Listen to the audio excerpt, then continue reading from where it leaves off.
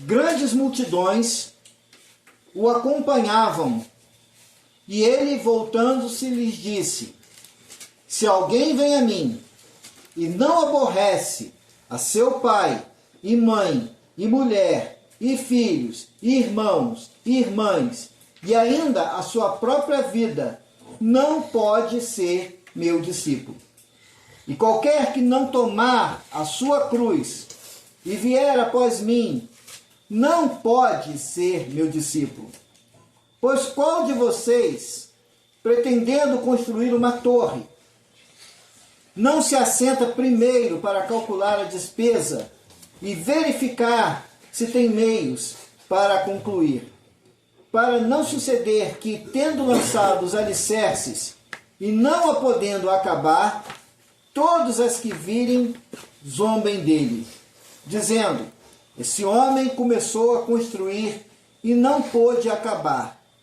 Ou qual é o rei que, indo para combater outro rei, não se assenta primeiro para calcular se com 10.000 homens poderá enfrentar o que vem contra ele com 20.000? Caso contrário, estando o outro ainda longe, envia-lhe uma embaixada pedindo as condições de paz. Assim, pois, todo aquele que dentre vós não renuncia a tudo quanto tem, não pode ser meu discípulo. Amém. Essa palavra ela traz para a gente a ideia, primeiro, que Jesus é soberano. Soberano é aquele que governa sobre todo e tudo. Jesus é Deus. E tanto como sendo Deus, ele tem os atributos de Deus, e um dos atributos de Deus é que Deus é soberano, criador de todas as coisas, sustentador de todas as coisas, é aquele que realiza todas as coisas, que governa sobre o universo e todas essas coisas mais. Mas a pergunta que eu quero começar a fazer nessa noite é: nós sabemos que Jesus é tudo isso, ele é Deus, mas ele governa sobre a minha vida e sobre a sua vida. Será que a gente está disposto a ser governado por Jesus? Será que a gente está disposto a permitir que Jesus tome rédeas da nossa vida? A gente cantou aqui alguns hinos que falam sobre isso. Que eu vou deixar o meu orgulho na cruz, que eu vou deixar na cruz o meu sofrer, que eu vou deixar na cruz a minha dor, que eu vou oferecer a minha vida a Cristo. Nós cantamos esses hinos. Ou tentamos cantar pelo menos, né? Eu, no meu caso, eu tento cantar, né? Meu dom é outro, não é esse. Mas, enfim, quando a gente olha para isso, a gente olha as multidões seguindo Jesus. Lá na minha igreja a gente está trabalhando uma série de encontros com Jesus. E já passaram vários. Dentro das minhas exposições ali, uma delas ali foi a respeito daquele homem que desce do telhado e tem um encontro com Jesus que os amigos levam. Não sei se vocês já pegaram esse texto.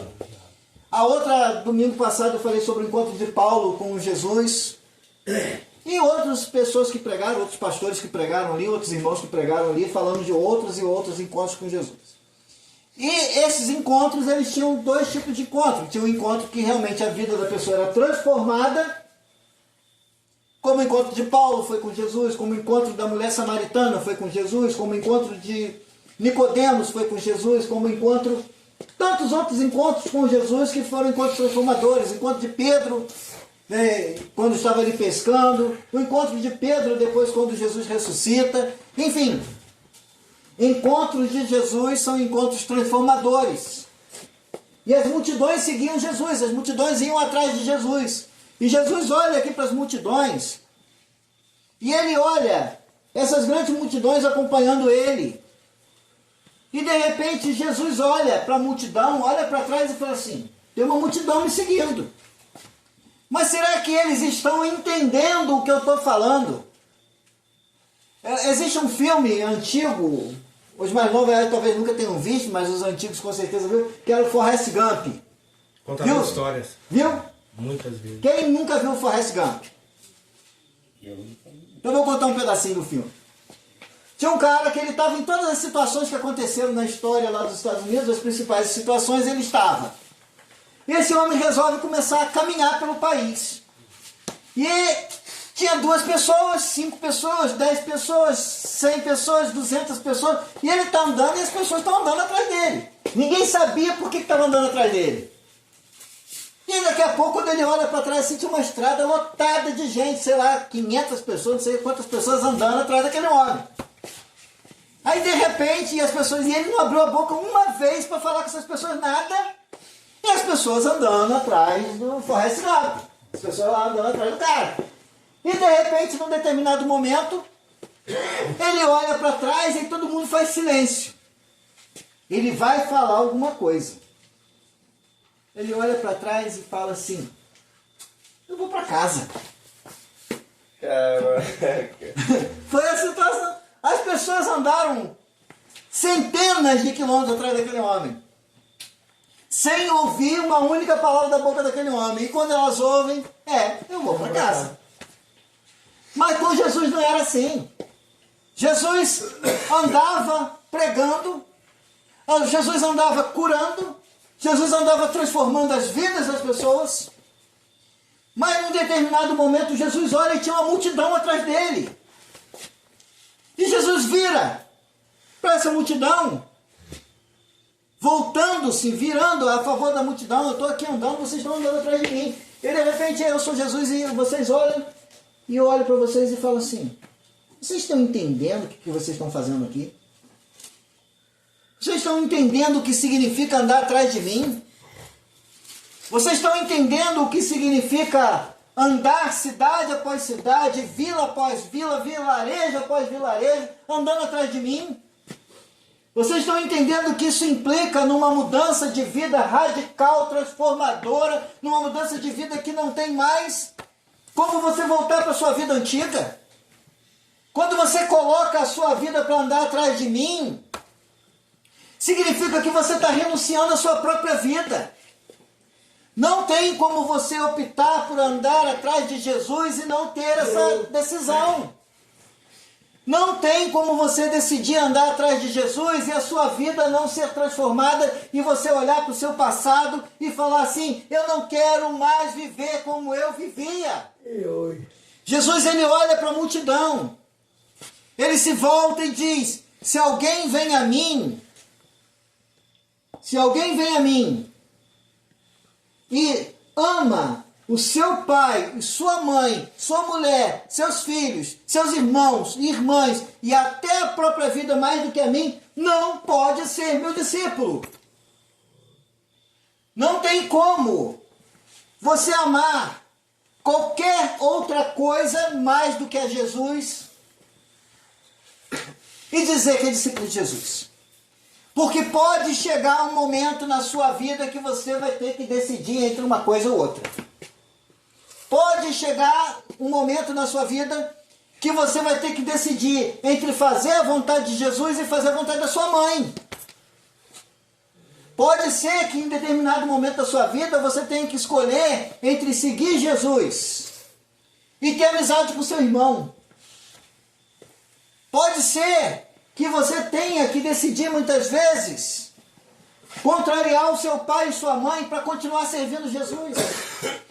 E Jesus está dizendo aqui: se você ama alguém, seja pai, seja mãe, seja a sua mulher, seja seus filhos, seus irmãos e até a sua própria vida, mais do que a ele, não pode ser discípulo de Jesus. Ao longo da história, centenas e milhares de pessoas têm sido confrontadas com essa realidade. Ainda hoje há pessoas no mundo sendo confrontadas com essa realidade de uma forma em que elas têm que optar entre negar Jesus e viver, ou permanecer com Jesus e morrer. Há nesse lugar, nesse mundo ainda, pessoas vivendo em vários lugares do mundo. Há poucos dias atrás chegou uma história de uma família. Um pai, uma mãe e uma criança. Na Coreia do Norte. E abriram uma cova. Colocaram essa família dentro. Colocaram eles no fundo da cova. E começaram a jogar terra. Nega Jesus que a gente te tira daí. E a criança chorando.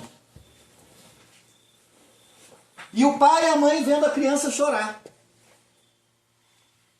E o pai e a mãe dizendo assim, não chora, meu filho. Porque a gente vai para um lugar muito melhor do que esse. Não chora. Porque a gente vai se encontrar com Jesus daqui a pouco e esse sofrimento vai passar. Imagina o coração desse pai e o coração dessa mãe morrendo juntamente com sua criança, mas amando mais a Jesus do que a si próprios e ao próprio filho. Isso é hoje, isso é no passado, está acontecendo agora, aconteceu no passado. Você pega os 12 apóstolos de Jesus. Gente crucificada de cabeça para baixo, gente crucificada em cruz em forma de X, gente decapitada, gente queimada viva, mas amaram mais a Jesus do que a si mesmos. Se você chegar a esse ponto, saiba que você terá que optar entre Jesus ou você mesmo. Mateus 22, 37 diz assim: ame o Senhor seu Deus de todo o teu coração, de toda a tua alma e de todo o teu entendimento. Esse é o maior mandamento. Sempre se lembra do jovem rico. Sempre se lembra. Jovem que chega até Jesus dizendo: bom mestre, o que eu faço para herdar a vida eterna? E Jesus diz: você sabe os mandamentos. Qual? Ama a Deus sobre todas as coisas. E Jesus fala a outros: tem guardado os 3 da minha vida. Tá bom. Então faz o seguinte: vende tudo que você tem, dá aos pobres e vem e me segue, você vai ter um tesouro no céu. Aí ele olha para as riquezas, ama mais as riquezas, sai triste porque ele não pode servir Jesus e as riquezas. Você não pode servir Jesus e as suas próprias vontades. Você não pode servir Jesus e guardar no seu coração amor, as práticas que você tinha antes de servir Jesus. Você não pode amar Jesus e continuar querendo viver com a vida que você tinha antes de encontrar Jesus. A dedicação de todo o coração. Colossenses 3, 23 a 24 diz assim: tudo o que fizerem, façam de todo o coração como para o Senhor e não para os homens, sabendo que receberão do Senhor a recompensa da herança. E é a Cristo, o Senhor, que vocês estão servindo. Então isso aqui significa o seguinte: você está trabalhando, faça como se estivesse fazendo para o Senhor. Você está ajudando pessoas, igual o nosso irmão estava contando aqui agora há pouco, faça isso como que para o Senhor. Você está aconselhando uma pessoa, faça como se estivesse fazendo para o Senhor. Você está ajudando, a fazer uma mudança, ajuda como para o Senhor. Ajudando a bater uma laje, como para o Senhor. Trabalhando lá de empregado, como para o Senhor. Dando emprego para alguém, como para o Senhor. Tudo que você fizer, faça como se estivesse fazendo para o Senhor, porque essa é a vontade de Deus. Ser discípulo de Jesus envolve a participação também no sofrimento de Cristo. Às vezes as pessoas elas olham e há uma maneira de pensar a respeito do Evangelho muito errada, achando que o Evangelho vai resolver todos os problemas que você tem na vida. Mas eu não posso culpar as pessoas porque há uma propaganda aí fora que diz isso: pare de sofrer. Venha para a igreja X, Y, Z e pare de sofrer. Eu acho que esse Jesus aí eu não conheço não. Porque encontrar Jesus é tomar uma cruz. Encontrar Jesus é você se livrar de algumas coisas, mas adquirir outras. Quando os discípulos deixaram tudo o que tinham e foram seguir Jesus, elas encontraram paz no coração. Pedro lá, aflito porque tinha que pescar, aflito porque tinha que pagar suas dívidas, suas contas e tal, e não pegava peixe. Não é assim? Passou a noite inteira tentando pescar, não pegava nada, e a noite virando e nada de pegar peixe. Eu imagino que ele estava já aflito, porque se ele não precisasse, ele teria ido embora para casa. Não está dando nada, vou embora. Agora, por que ele passou uma noite inteira tentando pescar, mesmo vendo não pegar nada, e ainda insistiu até de manhã? Porque ele estava precisando muito. Senão ele já teria ido embora. Vou dormir porque isso aqui não está dando nada. Mas de repente, ele encontra Jesus. Ele começa a ouvir Jesus. Ele para ouvir Jesus. E depois que ele para ouvir Jesus, ele pega, Jesus fala assim: você não pegou nada? Não, Senhor. Passei a noite inteira tentando pegar alguma coisa aqui, não peguei nada. Então faz o seguinte agora, joga a rede do lado direito do barco. E aí quando ele joga a rede para o lado direito do barco, ele já tinha jogado para o lado direito, do lado esquerdo, para trás, para frente, já tinha jogado para todo lado. Mas Senhor, segundo a tua palavra, eu vou fazer o que o Senhor está falando e vou crer. E ele lança as redes se enchem de peixes, ele chama os barcos vizinhos para ajudar, as redes quase rompem. E ele olha para Jesus e fala assim: Senhor, afaste-te de mim que eu sou um pecador. Não sou digno. Aí Jesus olha para ele e fala assim: Pedro, larga esse negócio de rede para lá e vem após mim, que eu vou fazer de você pescador de homens. Aleluia. E aí, o que Pedro faz?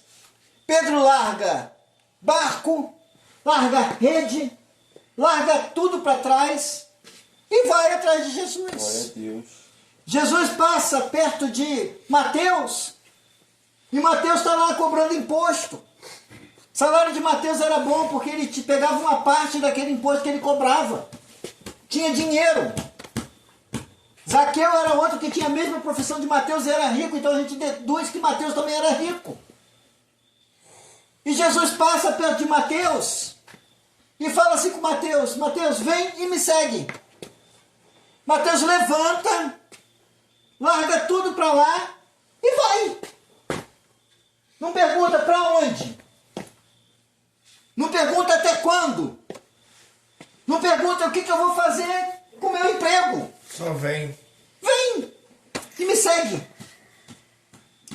E outros mais, Jesus faz a mesma coisa. E Jesus está fazendo com você e comigo hoje, essa noite. Vem e me segue. Porém, vir e me seguir, você vai ter que largar para trás muita coisa. É como se você estivesse dentro de um grande barco e você está atravessando o mar. Mas eu quero que você vá até a praia. E você não quer desembarcar do barco. E o que eu sou obrigado a fazer com você? Afundar o barco. Botar fogo no barco. Porque se eu não afundar o barco e não botar fogo no barco, você não vai sair do barco, você vai ficar parado. E muitas vezes Jesus vai botar fogo no barco, muitas vezes Jesus vai afundar o barco para você se mover. E isso dói. Isso dói. Quando Elias passou perto de Eliseu. Eliseu estava lá, lavrando as terras do pai, com a junta de bois, carro de boi, arado de boi. Quem foi da roça aqui viu arado de boi? Não é para qualquer um, não. Pois é. E estava ele lá, com arado de boi. E de repente, Elias passa a túnica, passa a capa em Eliseu. Fala assim: você entendeu o que significa isso, né? Eliseu: entendi. E agora, o que é? Só um instantinho. Só fazer um churrasco aqui. Foi lá, pegou o arado, o disco de arado, preparou, limpou bonitinho, matou o boi, chamou os amigos: vamos fazer um churrasco aqui que eu estou me despedindo dessa vida de boiadeiro. Fez um churrasco para os amigos e foi seguir Elias. Jesus é a mesma coisa. Ele está falando para você essa noite, para você fazer um churrasco. Chamar os amigos. E falar assim, acabou essa vida de boemia. Acabou essa vida de bebedeira. Acabou essa vida de farra. Acabou essa vida de barzinho. Acabou essa vida de subir na boca. Acabou essa vida de Adultério. Acabou essa vida e agora eu vou seguir Jesus e eu não posso mais olhar para trás porque Jesus está me chamando para queimar o barco. Amém. Afundar esse barco que era a minha garantia. Aleluia. E ter uma vida nova com Ele. Glória. Seguir a Jesus. Jesus disse, aquele que não carrega a sua cruz não serve para ser meu discípulo. Seguir a Jesus significa aceitar a cruz, um símbolo de sacrifício, vergonha e morte. Cristo tomou a cruz para nos garantir perdão e salvação, mas não disse que seria fácil. Se alguém quer vir após mim, negue a si mesmo, tome diariamente sua cruz e siga-me. Filipenses 1:29. Pois a vocês foi dado o privilégio de não apenas crer, mas também de sofrer por Ele. É um privilégio você sair lá fora, e mesmo que você tenha que optar por não andar mais com alguém que você andou a vida inteira, mas se isso implicar em seguir Jesus, você vai largar de andar com essa pessoa. Se você cultivou uma amizade que só te levava para o buraco, mas você vai largar isso por causa de Jesus, porque você precisa fazer isso para ser discípulo de Jesus. Pois assim, como os sofrimentos de Cristo transbordam sobre nós, também por meio de Cristo transborda a nossa consolação. Você vai sofrer quando você botar o pé lá fora. E talvez alguém olhe e fale assim, mas agora você não faz mais tal coisa? Você passou 7 meses lá no meio dos crentes lá e ficou doido? E aí você fala assim, doido eu era antes. Doido eu era antes que eu estava a ponto de perder minha família. Doido eu estava antes porque eu trabalhava igual um cavalo no meu serviço, recebia aquele salarinho estourado, e em vez de ir no mercado e fazer uma compra de coisas para encher a minha casa, eu estava deixando no boteco e na boca. Doido eu era antes, que eu chegava em casa drogado, mijado, bêbado, fedendo, vomitado, e a minha mulher olhava para mim com nojo. Eu era doido antes, mas agora eu me torno uma pessoa diferente e você está falando que doido sou eu. Isso é o privilégio de sofrer por Cristo. Saber que as pessoas vão olhar para você e vão dizer assim, mas agora, depois que você já fez tanta coisa errada na vida, agora você quer consertar? Sim, porque enquanto a vida há esperança. Amém. Sempre ainda há tempo. Amém. Glória a Deus, aleluia. Porque enquanto houver vida, há esperança e eu posso queimar o barco. Eu posso matar a junta de bois, eu posso fazer lá um churrasco e comunicar para os meus amigos que agora a minha vida é outra. Não vou seguir Elias, vou seguir Jesus. E seguir Jesus é tomar a cruz. Ser discípulo exige comprometimento e planejamento. Jesus ele começa a contar e dizer que não adianta você seguir Jesus só aqui pelo tempo que você passar aqui. Você precisa planejar a sua vida, como vai ser a sua vida agora com Jesus. Você já começa a pensar como você vai fazer para você consertar o seu casamento que você estragou por anos. Você precisa pensar como agora você vai tratar melhor a sua esposa e compensar ela pelo tempo que você fez ela sofrer. Você vai precisar agora pensar como você vai reerguer a tua vida financeira, que talvez você tenha jogado no buraco por causa de coisas que você não devia ter se enfiado. Você precisa pensar como você vai fazer com a sua vida a partir do momento que você botar o pé lá fora, para que você não tenha recaídas e volte a viver como você vivia. E Jesus estava dando aqui alguns exemplos. Qual de vocês, pretendendo construir uma torre, não se assenta primeiro para calcular a despesa e verificar se tem meios para construir? Imagina o seguinte, eu falo assim, vou começar uma obra. Aí eu vou, o que eu faço? Vou fazer um orçamento. Chego para um pedreiro, olha, eu quero fazer isso aqui, eu quero fazer a sapata, eu quero fazer aqui os baldrames, eu quero fazer as colunas, quero cintar tudo e tal, quero bater uma laje. Quanto você vai me cobrar nisso? Ah, vou te cobrar 10 mil. Estou dando um exemplo aqui, não sei do orçamento. Aí eu vou na loja de material de construção, olha, eu preciso de tantas varas de ferro, tantos sacos de cimento, uma caixa de... né, um caminhão de pedra, um caminhão de areia, tal, quanto que vai ficar? Ah, vai ficar em 10 mil.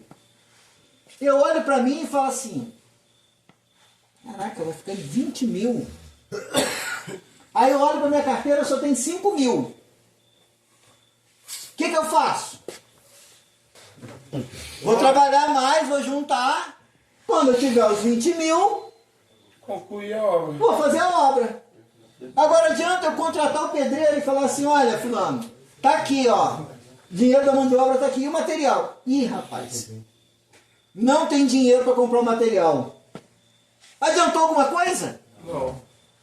Eu tenho que ter dinheiro para o material, eu tenho dinheiro para pagar o pedreiro. Da mesma forma, eu não posso chegar na loja de material, gastar 10 mil e chegar para a cara do pedreiro e falar assim, ó, fulano, seguinte, o dinheiro que eu tinha eu gastei no material, não tem como te pagar não, vou ficar te devendo. O que o cara vai fazer com você quando chegar no fim da semana? Parcelar pra mim? Hã? É como você parcelar pra mim? Não, o cara vai falar assim, como é que é o negócio? Eu não vou derrubar isso tudo. Ué, mas temos que fazer mesmo. Temos que fazer, mete a marreta no piso todo. Não vai pagar não? Já vi isso na internet. Jesus estava falando aqui, calcula antes de você entrar numa construção. Planejamento é tudo na nossa vida. Amém, isso aí, planejamento é tudo. Para seguir Jesus também tem que planejar, meu querido. É o que ele está falando aqui. Para não suceder que não tendo lançado os alicerces, não os podendo acabar, todos os que virem zombem de você. Olha lá, contratou o pedreiro, cavou os buracos, mas cadê a pedra, a areia, o cimento, a ferragem? Tem que esperar juntar o dinheiro. Não, o buraco está lá. Vamos seguindo então. Vamos. Amém. Esse homem começou a construir e não pôde acabar. Ou, qual é o rei que indo para combater outro rei, não se assenta primeiro para calcular se com 10 mil homens poderá enfrentar o que vem com 20 mil? Olha só. Quem viu aquele filme Esparta? Esparta? É, aquele do 300. Uhum. Camarada maluco. Mas aquilo ali aconteceu de verdade. Camarada sai para lutar com milhares de pessoas, com 300 homens. Vou lhe dar uma volta. Mais 300 homens. Mas não tinha como. Não tinha como. Não tinha estratégia militar que resolvesse aquele pepino. Não tinha nada. Só se Deus descesse do céu mesmo e falasse assim, é hoje. Mas ali não tinha Deus na história. Ali era povo ímpio, todos os dois lados. Né? Enfim, o que Jesus está falando aqui? Você olhou para o seu exército. Um bando de mocorongo. Ruim. O cara está acostumado a roçar pasto no máximo e cuidar de boi. Aí você olha o outro lado, é o exército de Esparta. Os caras treinados na guerra, que está acostumado a beber sangue vivo lá. Mata o animal e dá golada de sangue. Ele olha para aquilo e fala assim, cara, vai dar não, hein? Não vou entrar não. E ele pega e fala assim, peraí, antes desses malucos chegar aqui, o que eu faço? Vou mandar um embaixador lá para conversar com ele, para ver o que a gente consegue entrar num acordo, para ver se a gente resolve a situação, para não chegar ao ponto dele vir contra a gente, eu perder os 10 mil soldados e ainda ter que me rebaixar pior. É o que Jesus estava falando. Porque se ele chegar aqui, mata os meus soldados, e eu falo assim, e agora? Eu perdi a guerra, perdi os soldados e ainda vou ter que resolver o problema ainda que o cara entrou dentro da minha cidade, matou todo mundo e agora eu vou ter que entregar a cidade para ele. Era melhor que eu tivesse sentado e negociado. É o que Jesus está dizendo. Esse homem começou a construir e não pôde acabar. O rei que indo para combater outro rei não se assenta primeiro para calcular se com 10 mil homens poderá enfrentar o que vem com 20 mil. Caso contrário, Estando o outro ainda longe, envia-lhe uma embaixada pedindo condições de paz. Você quer seguir Jesus? Saiba nessa noite, se ninguém falou para você ainda, tem um preço para seguir Jesus. Mas a pergunta que eu faço para você nessa noite é, avalia. Se vale a pena você voltar para aquela vida que você tinha antes de seguir Jesus. Se vale a pena jogar a sua vida de volta naquele buraco que você estava antes. Se vale a pena viver com as mesmas coisas que te jogaram nesse lugar. Ou se vale a pena você comprar esse preço de seguir a Jesus. Porque se você avaliar nessa noite que vale a pena seguir Jesus, nenhum preço será demais. Se você avaliar nessa noite que seguir Jesus é a melhor decisão que você pode tomar na sua vida, você não vai se arrepender. Você vai entender que é a melhor coisa que você pode fazer. 2 Pedro 1,10. Portanto, irmãos, empenhem-se ainda mais para consolidar o chamado e a eleição de vocês, pois se agirem assim dessa forma, jamais tropeçarão. Então avalia. Quem já recebeu Jesus aqui no seu coração? Quem já teve essa decisão? Amém. Quem ainda está no caminho de entender, de crer, de realmente avaliar se é isso que você quer para a sua vida? Eu quero que essa noite, amém, querido, Deus fortaleça isso no seu coração. Se você está nesse caminho de entender, eu quero te dizer nessa noite, creia que Jesus vai fortalecer o seu caminho e você vai sair daqui outra pessoa, vai sair transformado e você não vai se arrepender dessa decisão na sua vida. 2 Timóteo 2,3. Suporte comigo os meus sofrimentos como bom soldado de Cristo. Então você vai pagar um preço, sim, para seguir Jesus. Você vai pagar um preço nessa decisão? Sim. Eu não vou dizer para você que vai ser fácil, porque não vai ser fácil. A gente paga um preço para seguir Jesus até hoje. A gente confronta situações. Eu trabalho junto a um ministério na internet, que eu aconselho pessoas o dia inteiro na internet. E eu encontrei essa semana e isso me tocou muito. Entre as muitas pessoas que eu atendi, eu atendendo uma pessoa. E essa pessoa voltou assim: eu gostaria de conhecer um médium. Aí eu falei assim, mas por que você quer conversar com um médium? E ele falou assim, não, porque eu tenho no meu coração um pensamento de que eu sofro tanto porque na outra vida eu devo ter sido uma pessoa muito ruim, um assassino, algo do tipo. E eu comecei a falar com ele do Evangelho e comecei a falar com ele o seguinte: meu amigo, olha só, se a tua preocupação é essa, pode ficar tranquilo, porque você só tem essa vida para viver. Você não tem uma vida anterior e não vai ter uma posterior. Tudo que você fizer de bom e de ruim tem que ser nessa vida, não encaixa em outra. E aí começou a falar da palavra de Deus, que Deus o amava, que Deus havia planejado a vida dele antes da fundação do mundo, que ele era um plano de Deus, que tudo aquilo que ele passou era um plano de Deus para ser atraído para Deus, que Deus permitiu, e isso é uma verdade para a sua vida. Deus permitiu que você chegasse a esse lugar para você ter um encontro com Jesus, porque de outra maneira, se tudo estivesse bem na sua vida, você não ia parar para ouvir o Evangelho. Deus teve que permitir você estragar a sua vida para Deus consertar.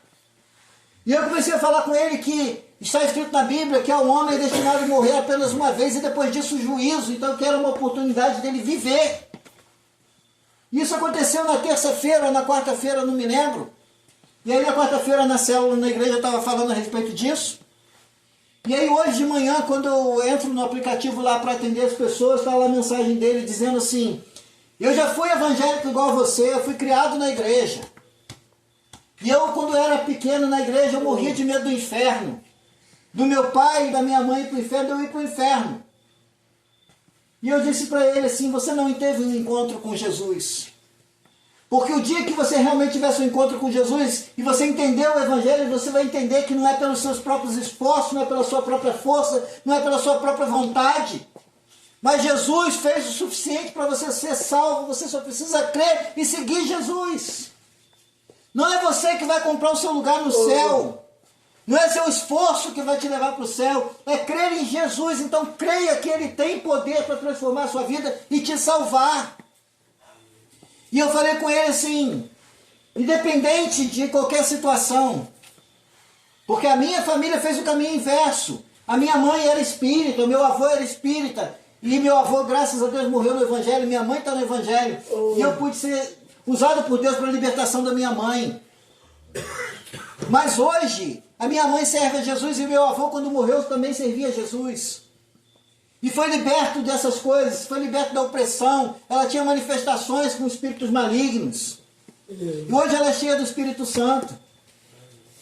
Mas tudo isso é obra de Jesus, não é mérito meu, não foi mérito deles. Eles creram em Jesus e a vida deles foi transformada. E eu falei para esse homem assim, eu posso orar por você? E eu orei por ele. E ele falou assim, essa oração foi muito linda, ela me tocou. E eu falei, que bom, então podemos continuar falando sobre esse assunto, sobre Jesus? Ele falou assim, podemos, vamos continuar falando sobre Jesus. O homem estava procurando um médium, mas eu não fui apresentar para ele um médium, eu apresentei Jesus. Glória a Deus. Jesus que talvez na infância dele toda ele tenha ouvido falar, mas não conheceu. E eu quero dizer para você nessa noite que talvez você até hoje tenha ouvido falar de Jesus, mas talvez você ainda não tenha encontrado Jesus na sua vida.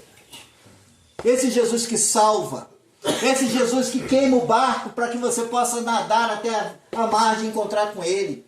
Esse Jesus que encontra com você no meio do caminho e faz você largar o barco, faz você largar o posto de coleta de imposto, que faz você largar para trás o cântaro na beira do poço e ir para a cidade e dizer, eu acho que eu encontrei o homem que é o Messias. Porque a mulher samaritana fez isso. Provérbios 16:3, consagre ao Senhor tudo o que você faz e os seus planos serão bem-sucedidos. Eu quero te pedir para você ficar de pé. Eu não vou me alongar. Você já entendeu o que tinha para dizer nessa noite. Glória a Deus. Senhor, há um preço a pagar. Nós não queremos ser aqueles que andavam atrás de Jesus, Senhor, sem entender o que significava andar atrás de Jesus. Porque não adianta andar atrás de Jesus, Senhor. E esse andar atrás de Jesus não significar nada para nós. Sermos mais um como uma multidão que andava atrás de Jesus e não entendia nada. Nessa noite, Senhor, eu te peço que o Senhor visite os teus filhos que aqui estão, aqueles que já creem, fortalece a fé. Aqueles que ainda não creem, Pai, faça uma revelação especial ao coração deles e eles possam crer em nome de Jesus. Oh Pai, nessa noite traga salvação sobre esse lugar. Oh Deus, o teu filho que está aqui à frente levantando as mãos, Senhor, em nome de Jesus. Oh Pai, ele veio espontaneamente até aqui, Senhor, e se entregar a Ti. Pai, transforma, cura, liberta a vida desse homem, Pai, em nome de Jesus. Pai, repreende todo o mal que até aqui tem habitado no coração dele, Deus. E que ele tenha um coração novo, transformado. Que ele tenha um coração remido, Senhor. Que tenha um coração quebrantado para Ti, Pai. Em nome de Jesus. Ele está aqui, Senhor, porque está com o coração aberto para Ti. Oh Deus, em nome de Jesus, recebe esse teu filho, Pai. Oh Pai, em nome de Jesus, recebe. Para que ele possa ter, ó Deus, experiências profundas contigo, Deus. Que esse tempo que ele passa aqui seja um tempo de crescimento espiritual e verdadeira salvação, Pai. Em nome de Jesus, Deus, ele está com as mãos levantadas e o coração aberto para Ti. Em nome de Jesus, Deus, recebe esse teu filho. Qual é o seu nome, irmão? Martino. Martino. Oh Deus, recebe o Martino, Deus. Pai, completa a obra no coração do Martino. Pai, ele é um novo filho na Tua casa. Pai, limpa o corpo dele, mas também a alma, Pai. Em nome de Jesus eu declaro, Pai, que o Martino é mais um no Teu corpo, Deus. É mais um na Tua família, Deus. Mais um que Te recebe e mais um que crê em Ti. Oh Deus, que ele possa ter a mente aberta e o coração aberto para ser transformado pelo Senhor a cada dia, Pai. Muito obrigado, Pai. Em nome de Jesus. Uma salva de palmas para Jesus.